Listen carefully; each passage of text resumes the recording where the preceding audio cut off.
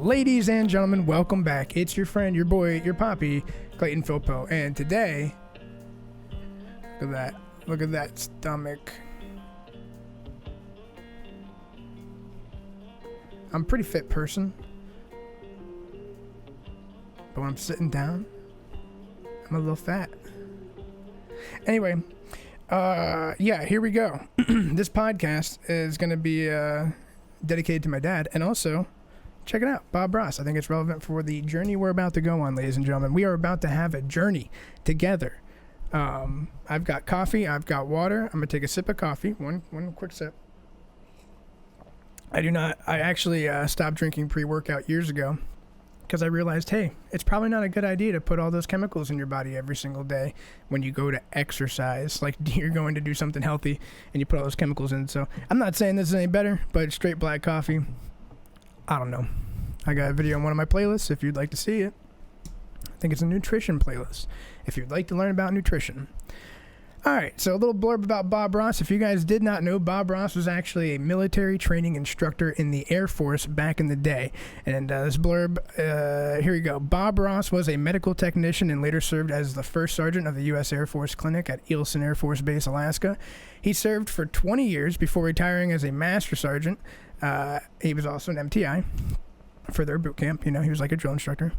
And yeah, believe it or not, this guy right here used to be a drill instructor, bro. Now that's a true artist right there, if I have ever seen one. A true master communicator, if you will. After retiring, he became famous for his television show, The Joy of Painting, in which he taught others to paint. So yeah, Bob Ross, MTI, pretty dope. Very cool. I was shocked to learn that, and I believe, I don't know how old he would be. I don't know why this didn't update, but I think he'd be like somewhere in like 87 or something if he was still alive today.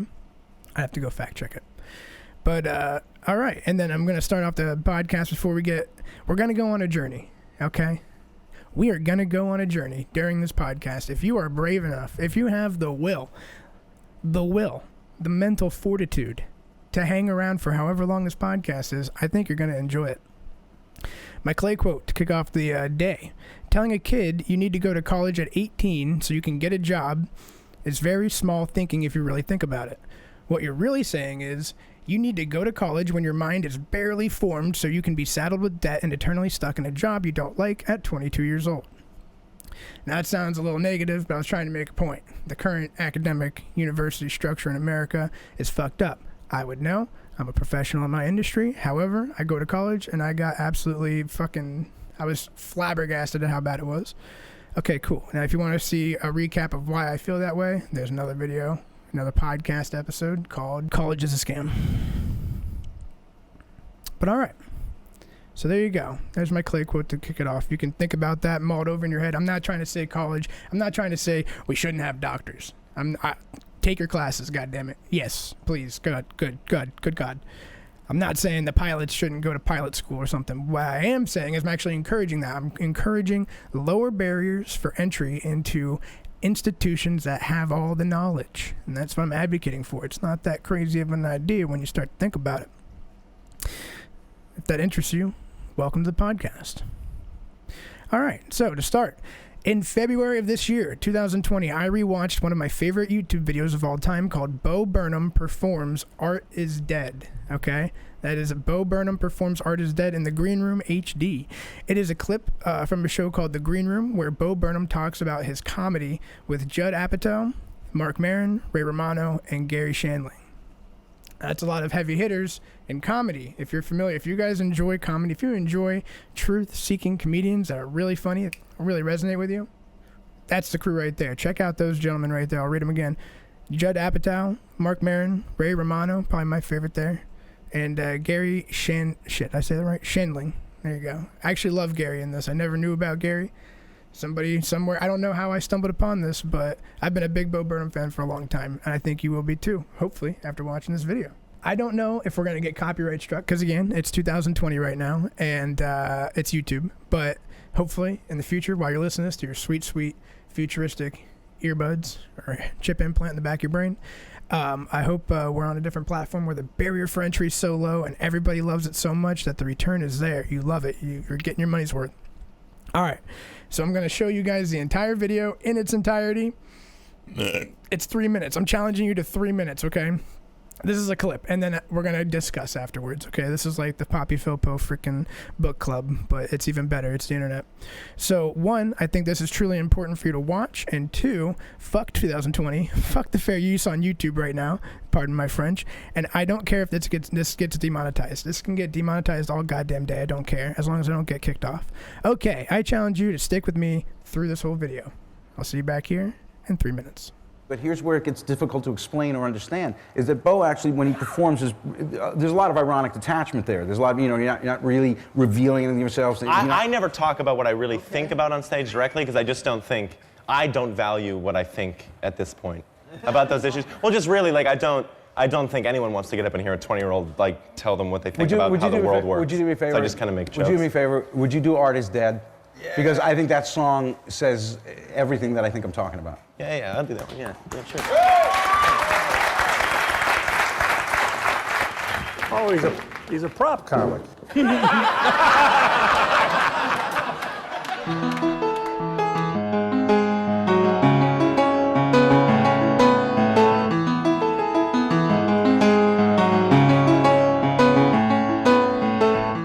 Art is dead. Art is dead. Art is dead. Art is dead. Entertainers like to seem complicated, but we're not complicated. I can explain it pretty easily. Have you ever been to a birthday party for children? One of the children won't stop screaming, cause he's just a little attention attractor. When he grows up to be a comic or actor, he'll be rewarded for never maturing, for never understanding or learning. Every day can't be about him, there's other people, you selfish asshole. Must be psychotic, it must be demented to think that I'm worthy of all this attention, of all of this money you worked really hard for. I slept in late while you worked at the drugstore. My drug's attention, I am an addict, but I get paid to indulge in my habit. It's all an illusion. I'm wearing makeup, makeup. Art is dead, so people think you're funny. How do we get those people's money? Said art is dead. We're rolling in dough while Carlin rolls in his grave. The show has got a budget. The show has got a budget. All the poor people, way more deserving of the money, won't budget because we wanted our name in lights, when we could have fed a family of 4 for 40 fucking fortnights. 40 fucking fortnights. I'm an artist, please God forgive me. I am an artist, please don't revere me. I am an artist, please don't respect me. I am an artist, feel free to correct me. Self-centered artist, self-obsessed artist. I am an artist, but I'm just a kid. I'm just a kid. Maybe I'll grow out of it.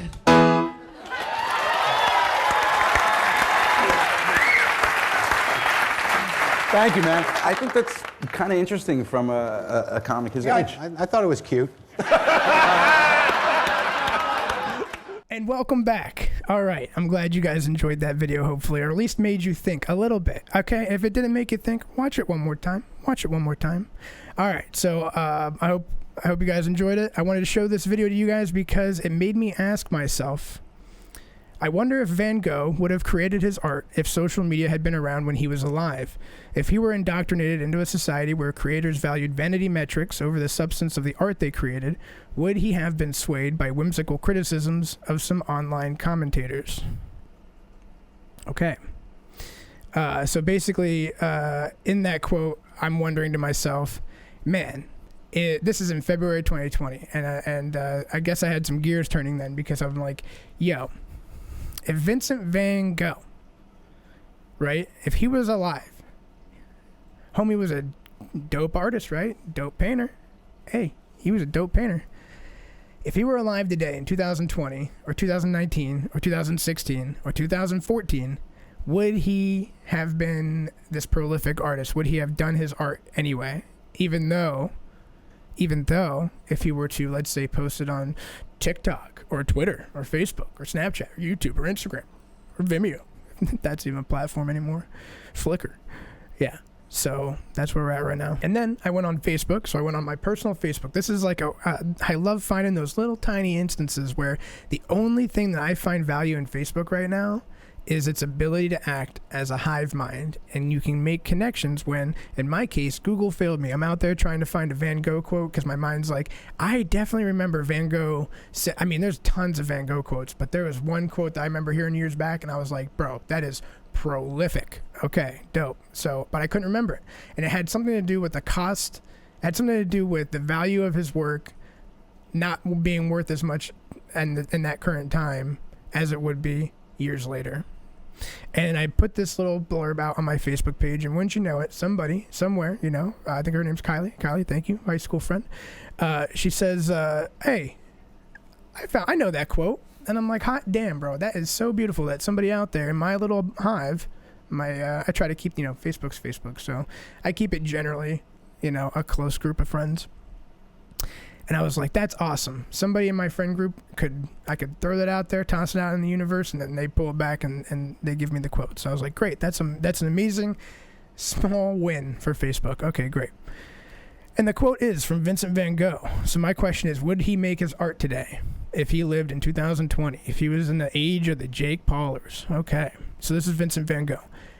I can't change the fact that my paintings don't sell. But the time will come when people recognize that they are worth more than the value of the paints used in the picture. And I'll read it again.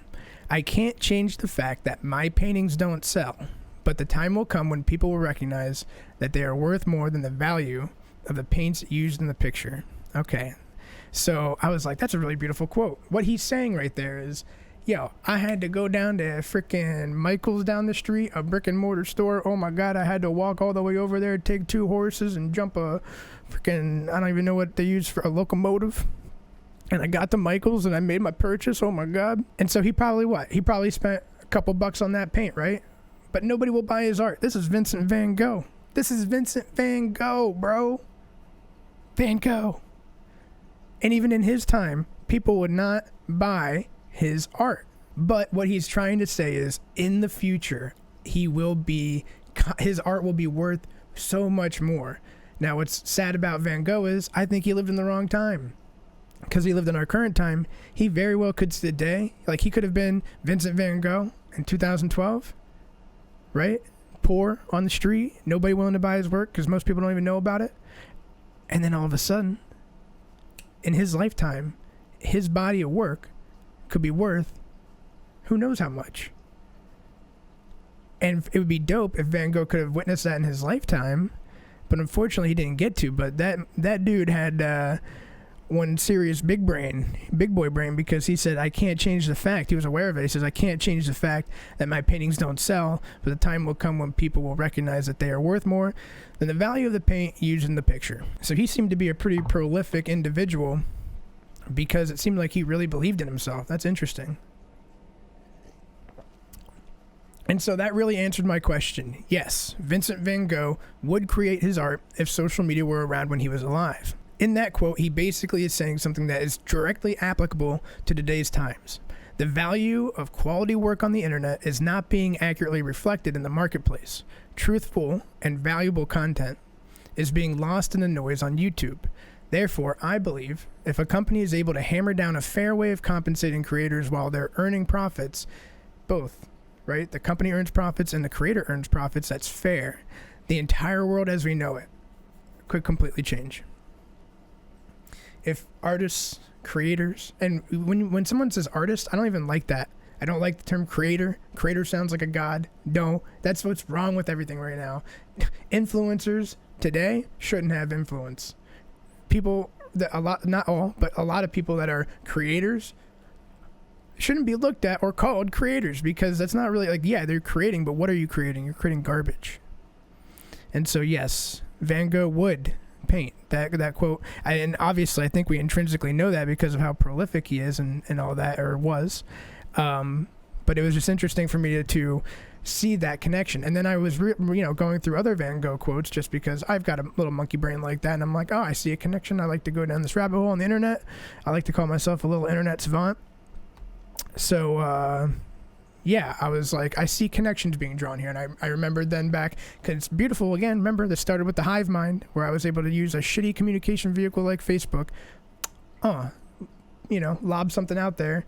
And wouldn't you know it, somebody in my tribe, my fairly large digital tribe, but still compact enough to trust with that request, came back and threw it back to me. So that was great. And that led me down all these rabbit holes, which is where I'm taking you right now.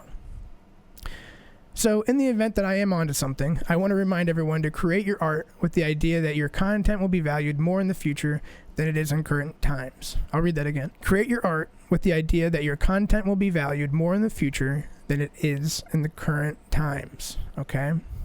And that's been kind of my mantra for the past 8 years. I don't know how, I've been on the platform for 8 years, I think. So my theory is that in 100 years from now, the shit content that is on YouTube that is prevailing right now, that's coming through the noise, that's being recommended to you, will be lost to the sands of time. In the future, garbage content will never be brought up by those who seek truth. So, what will be valuable? And in my opinion, I believe honest, truthful discussions will be extremely valuable in the future.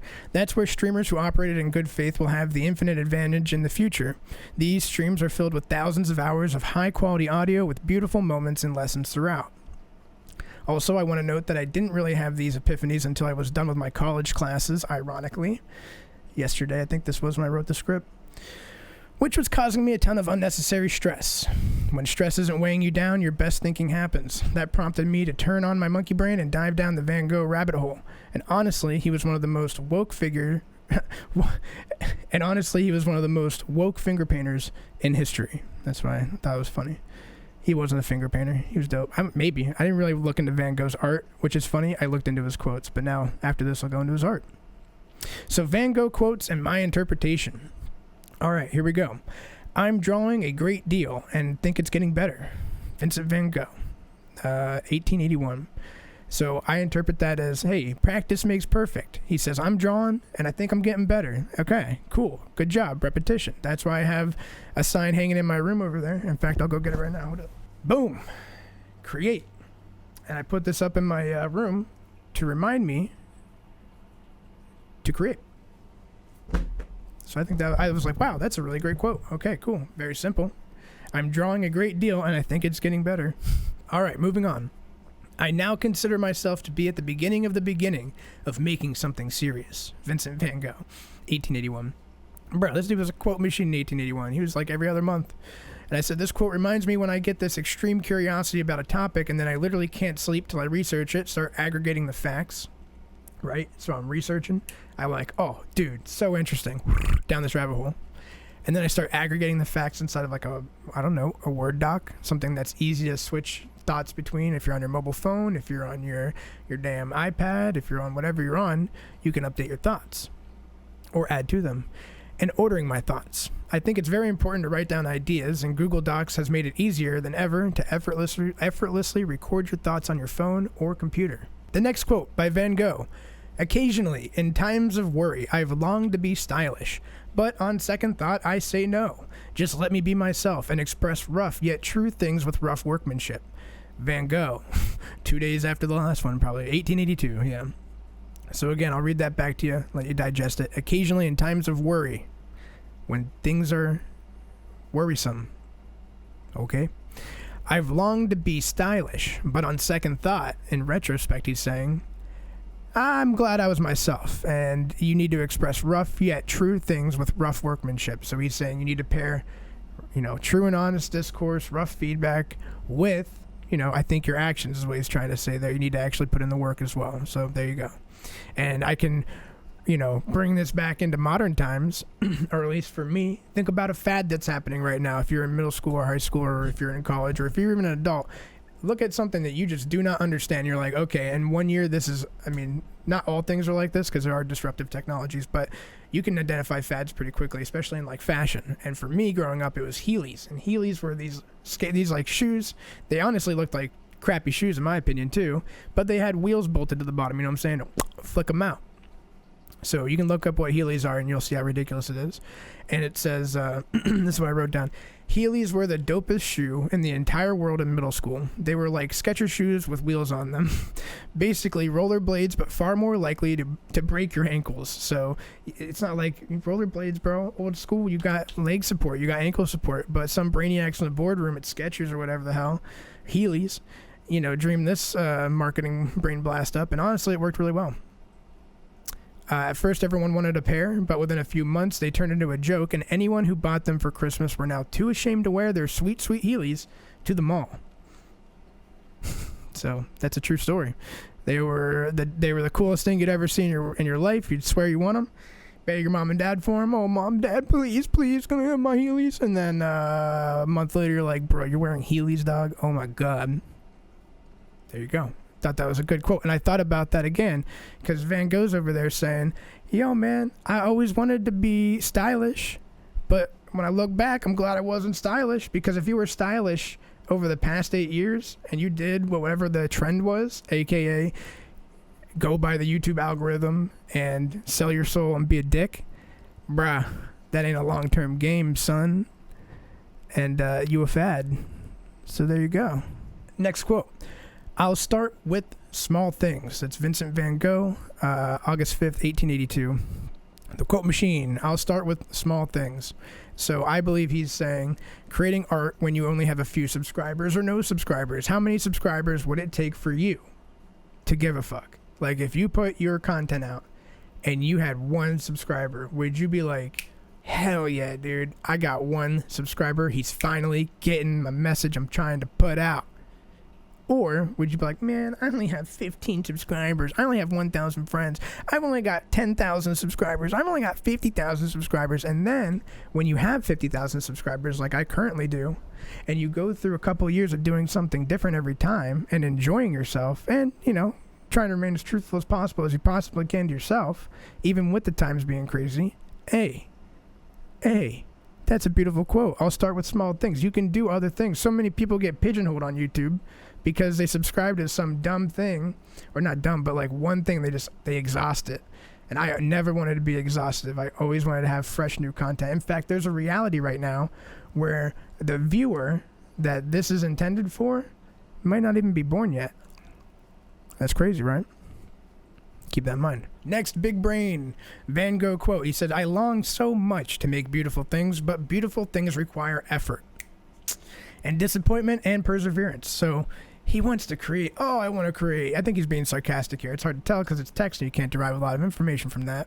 I can't see what his inflection was, if his pupils dilated, if his hair rose up on his arm. I have no idea what was going on, but I can interpret the best I can. And I believe 1882 Van Gogh was trying to say, Van Gogh, that you're going to have to be willing to fail. He's like, I long so much to make beautiful things, but beautiful things require effort. I think he's joking. Like, he's a hard worker, dog. I can tell. And he's like, in disappointment and perseverance. So you have to try something new, be incredibly disappointed. And I've said this in previous podcasts, but a good quote's a good quote. Thomas Edison had that one or something. I need to learn the quote, but I know the idea, which is the whole point of it, is that, hey, he tried. He didn't find one way to make a light bulb. Thomas Edison said, I didn't find one way to make a light bulb.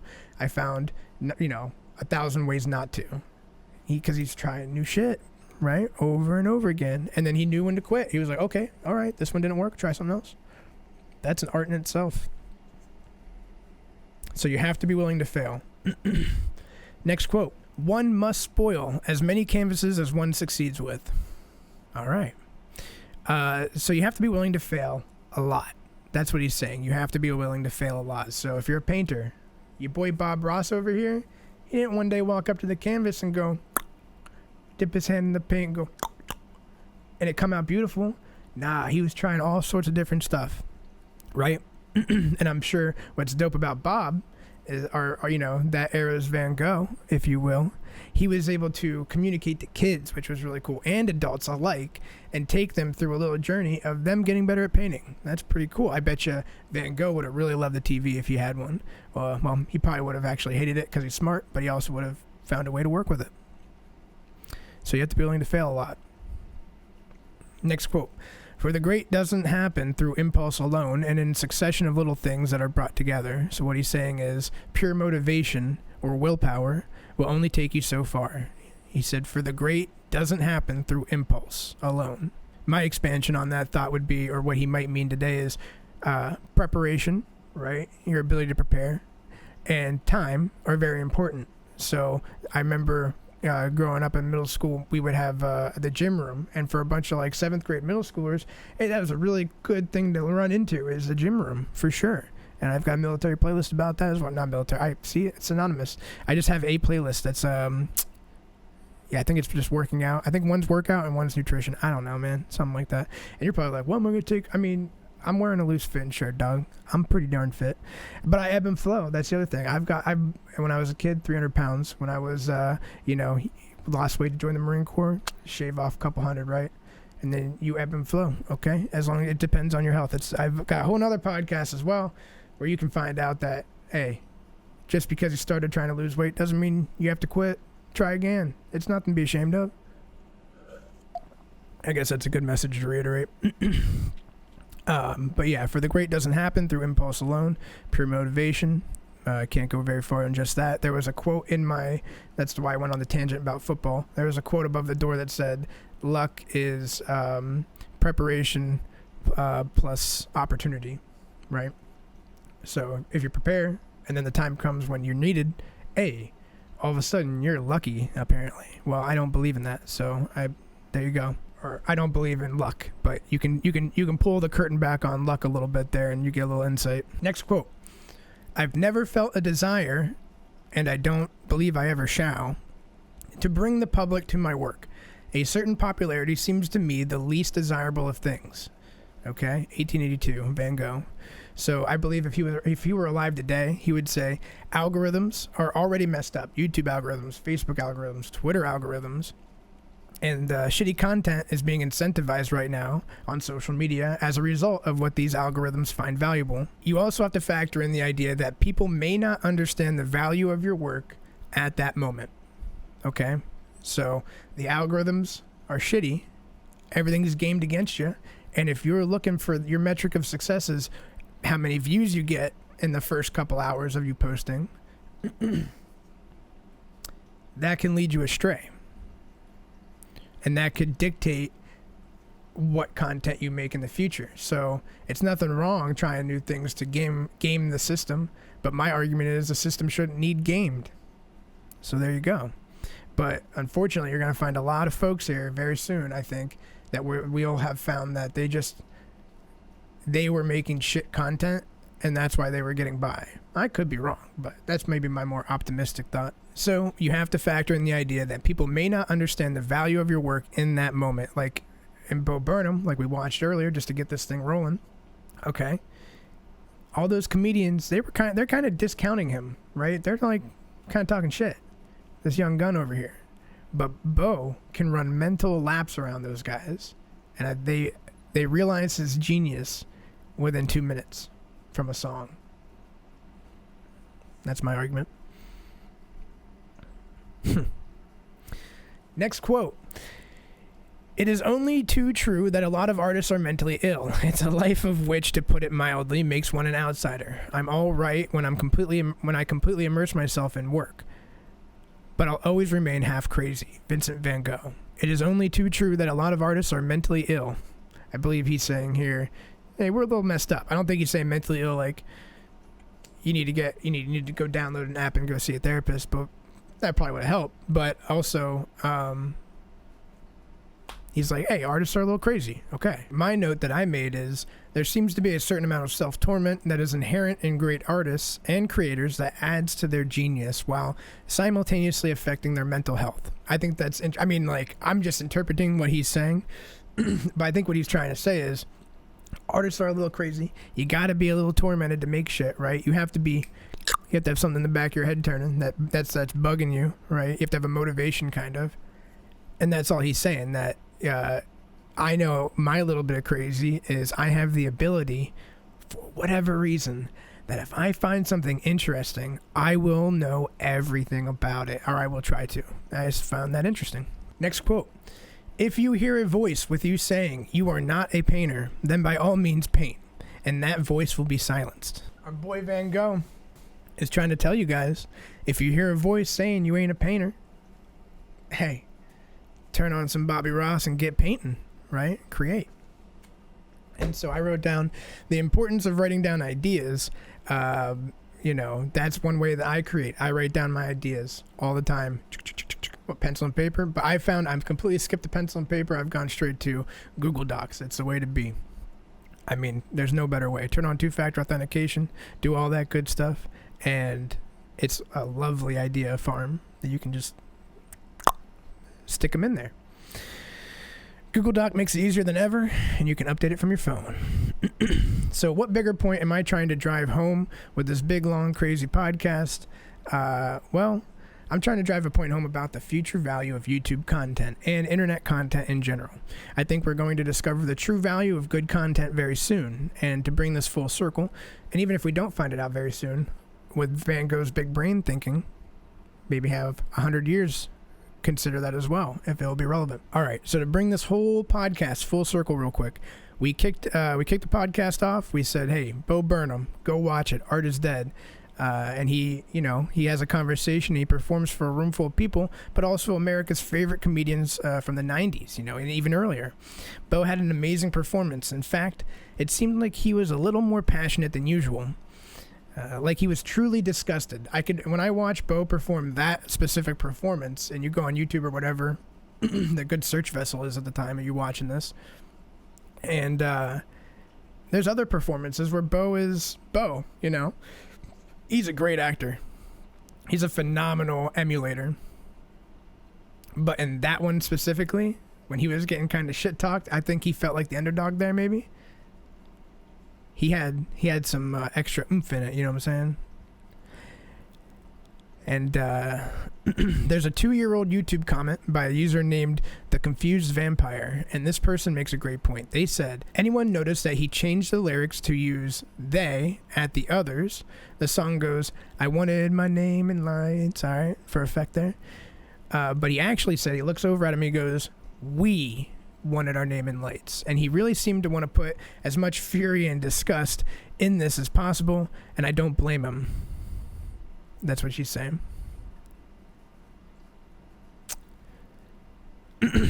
He said, we wanted our name in lights. Okay. So this person goes on to say, he really seemed to want to put as much fury and disgust in this as possible. And I don't blame him. If I was him, I don't know how I could possibly handle my most serious work being taken this light by so many people. Right? He was so young. How could people overlook him? All right, so to wrap this up, last episode, we talked about digital hive minds in the book The Culture Code. I just wanted to point out that I couldn't remember the exact wording of the Van Gogh quote. The one we kicked it off with, I can't change the fact that my paintings don't sell. I couldn't find that quote, and I tossed it out there in the ether on Facebook, a really shitty platform, right, in 2020. But we were able to find a way to make good use of it. Okay, Google was failing me, which was a rarity in this day and age, but it was failing me. I couldn't find it. Yeah, there you go. So create art with truth. Enjoy your digital hive minds that you have at your fingertips, and go check out Vincent Van Gogh's art. I will too. All in one podcast, ladies and gentlemen. All right. I appreciate you very much. By the way, this podcast is dedicated to my dad. I promised myself I'd say it. There you go. All right. Cheers, ladies and gentlemen. Take care. Stand-up comedy seems so inherently Western. So, to understand Eastern... Oh. And that might be me being sued. No, you're... But how does that affect your perspective on comedy? Because I don't really lay down think some of wisdom, Eastern. man. Wow. Yeah. What happened? Oh, yes. That is the correct question. The answer to that takes a tad of time. I think the Eastern philosophy really encourages authenticity, and nothing but authenticity. What I saw when I saw you on stage is I didn't see a fake moment. There's a thing in Gary's DVD where he's talking to Jerry Seinfeld, and he was saying, Gary, you know, it's not all about pain. You don't have to be in pain to be funny. Isn't it about talent? Can't you just be born with like a God-given gift and you're just a talented person and you can communicate and it's all about that? I said, I hear rage. And Well, I just think the absolute comedy comes from pain. I think kind of limits what comedy is, because I think comedy comes from love, it comes from like fear, it comes from hate. right. You're gonna tell me you're not fucking angry? Oh, no. I mean, come on, I saw that song. I see how you No, look. no, I know no. what you went through. No, total anger, but to say that it's... it comes from everything is what you're saying. But the anger there, I don't think that's damage that I need to fix. I'm just like stuck up enough to think that they're wrong. We've just focused on anger here and all that stuff and the problems with the parents. But there will be other elements that include love and everything else you've mentioned that as you sort those out, they will continue to be fodder for your next song.